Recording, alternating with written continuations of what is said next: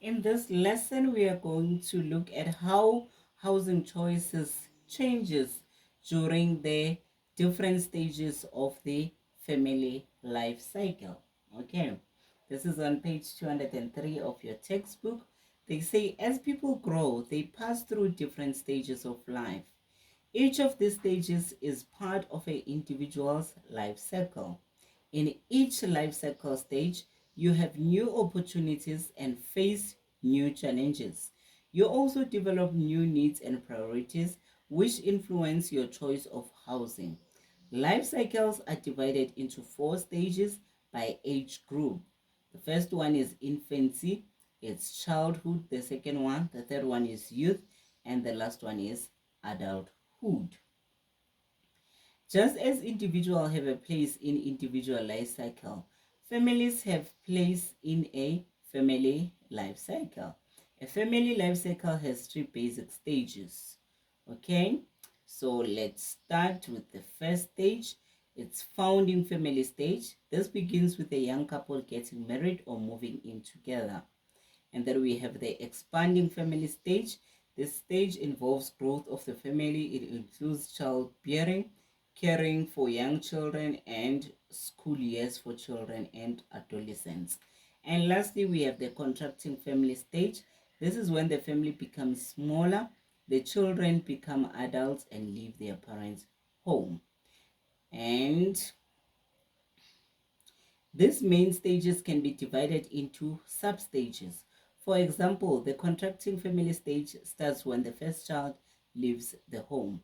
In other sub-stage, the other children follow, or one of the parents may die and leave the other single. During these stages, people grow older and their housing needs and priorities change. Housing norms and values determine the type of housing suitable for various stages.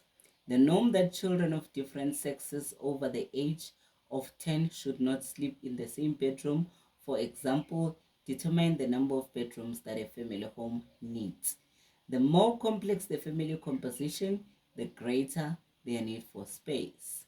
Space for activities as well as storage space for belongings. The age of a family member and their interests, activities, and hobbies influence the family housing needs. Suitability for the stages of the family life cycle. Factors influencing housing needs in the stages of the family life cycle are type of housing, space requirements, and location. As you can see, table 12.7 on the next page. Let's go to the next page, which is page 207. Okay. So we're going to look at the family life cycle stage and the description. Okay. So you see this table, you need to go through it and study it. Family life cycle, first one is young and unmarried person, and what is the type of housing that they need. During this stage, the person may prefer to live or lodge with parents or friends or rent a room. A student may live in a residence. Later, the young person may prefer to live in a rented flat.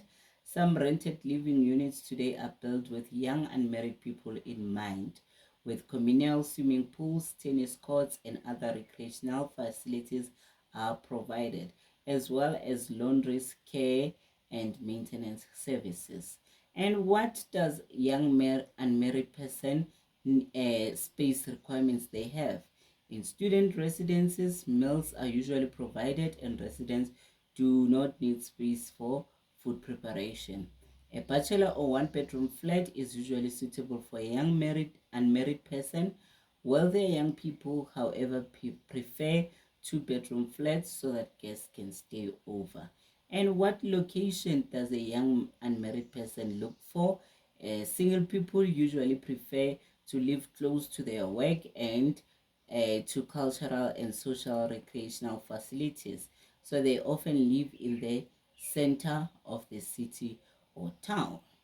And then we look at the second life cycle stage, which is the young married couple. Okay. So they say here, a young couple in the early stages of their marriage, and what type of housing do they need? Two housing do not necessarily require twice as much space as one.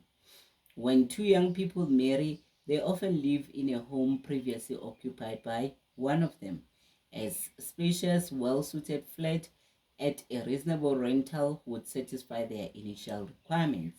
A young couple who plan to have children may choose to buy a condominium, a duplex apartment, or a smallish house.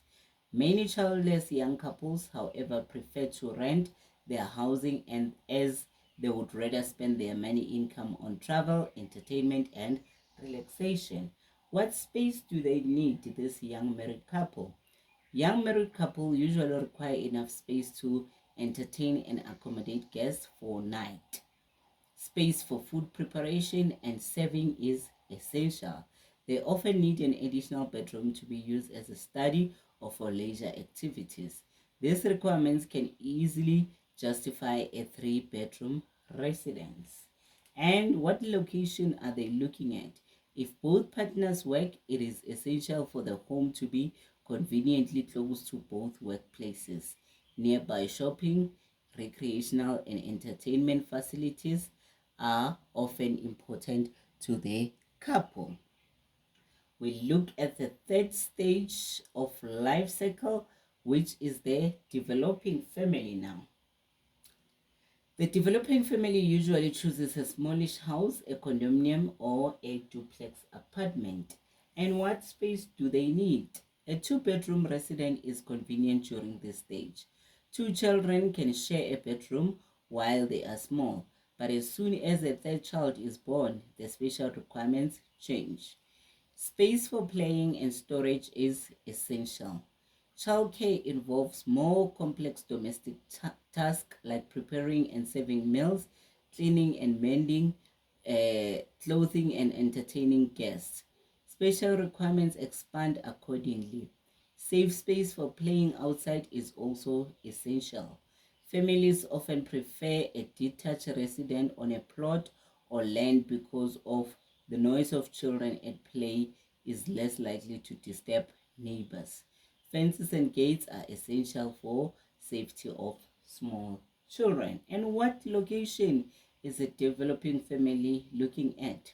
As soon as children reach school age, the proximity of the home to school becomes very important. Children must be able to move easily and safely between home and school. A nearby park and a shopping center are also essential. Stage number 4. Uh, Stage number 4 of life cycle is on page 205 there at the top. It's an expanded family already. And what type of housing do they need? Home ownership is very important during this stage because it provides security as well as freedom to make changes to the house. A detached residence on a plot satisfies most requirements. And then what are the space requirements for expanded family? The need for space is greatest during this stage of family cycle. Young children and teenagers, all with different activities, all live in the house and require space. Teenagers usually require a separate room in which they can develop and give expression to their individual interests. The need for storage space is also large, as wide variety of interests has to be accommodated. Many families today want a separate family room to serve as a social area for teenagers, where they can entertain their friends without infringing on their parents' social activities. And what location the expanded family is looking at? Families prefer a suburban neighborhood during this stage.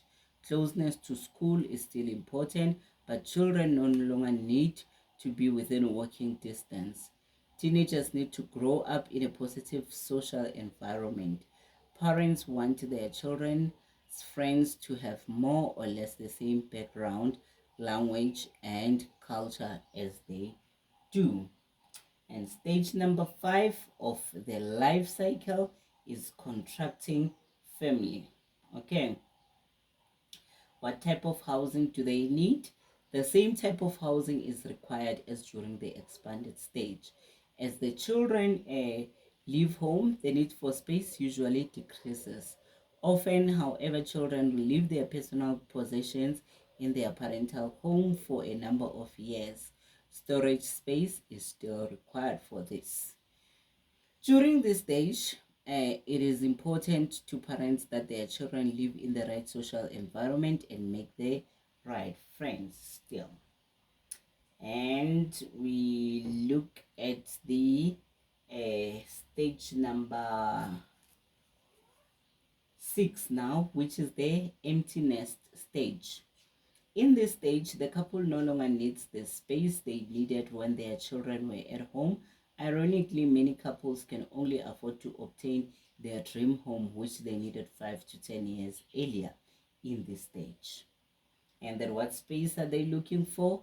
The couple's special requirements are low, but during holidays when the children and grandchildren visit, a great deal of space is required, even more than they required as an expanded family. By this stage, the couple has also accumulated many personal possessions, which makes it difficult for them to move to a smaller house. And location, it is no longer necessary to live near schools, and the couple can live in any area of their choice. And the last stage of life cycle, which is stage number 7, is retirement. And what housing type are we looking for at retirement? Okay, active retirees who can afford to often prefer, okay, let's start. Active retirees who can afford to often prefer to remain in their home after retirement. It is during this stage that one of the partners is likely to die. Care and safety are of prime concern. So physical and economic restriction often force aged people to move to flats, condominiums, or special housing for the aged. Different housing alternatives exist for dependent aged persons. And where do I want to go? I will stop here. You can read the bracket. And then what type of space do they need? In this stage, the couple does not require the space they needed when their children were young. They do not want to be bothered with responsibilities like home maintenance and garden. And then the location, all people prefer to live in the same areas as they did in the emptiness stage.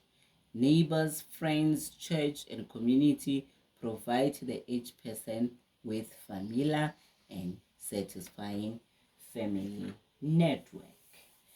That is it with housing choices and changing stages of the family life cycle. And we look at the last factor that influence housing decision, which can be lifestyle such as urban or rural, cultural or cosmopolitan, and also resources can play a role in a housing decision. Resources which include human and non-human resources. Human resources include health, skills, community attitude, knowledge, and energy. And non-human resources include property, building, tools, and money. And this brings us to the last to the end of chapter 12 and unit number 2 that covers factors influencing housing decisions.